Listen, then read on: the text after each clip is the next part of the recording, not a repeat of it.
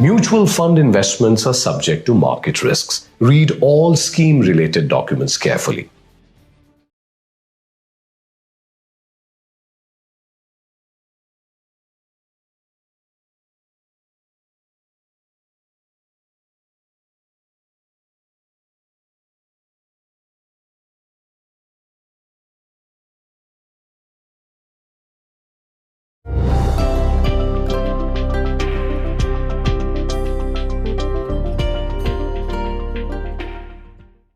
Hello, my name is Dinesh Balachandran and I'm here to talk about this new fund that we are launching called SBI Balanced Advantage Fund. Balanced Advantage Fund attempts to solve two potential investor issues. First, there is this basic human psychology where we are hesitant to invest close to market bottoms but get comfortable investing only close to market tops after valuations have moved up significantly.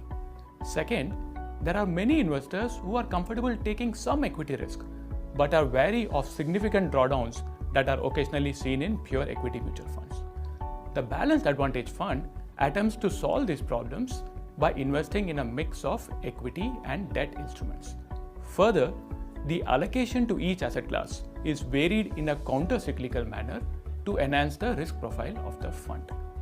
In SBI Balanced Advantage Fund, the equity percentage can vary from 15% to 100%, while the debt percentage can vary from 0% to 35% based on the market frameworks that we have developed internally. From a taxation perspective, through combination of long equity and arbitrage, we will ensure equity taxation in this fund. Now, we have a three-layered process for constructing the portfolio in this fund. Step 1 is the asset allocation step, where we are trying to determine the percentage allocation to equity and percentage allocation to debt. Here, we have created an objective framework that incorporates three factors: valuations, sentiment, and earnings outlook.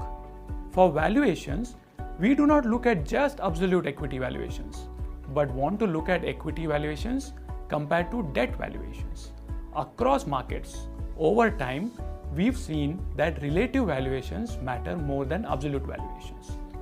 Also, when talking about equity valuations, we do not want to just focus on current valuations, but want to think about valuations based on earnings that are averaged over the entire economic cycle.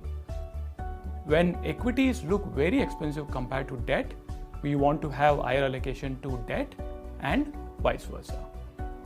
Now, valuation is a very critical factor when thinking about asset allocation. However, markets can remain overvalued or undervalued for extended periods of time.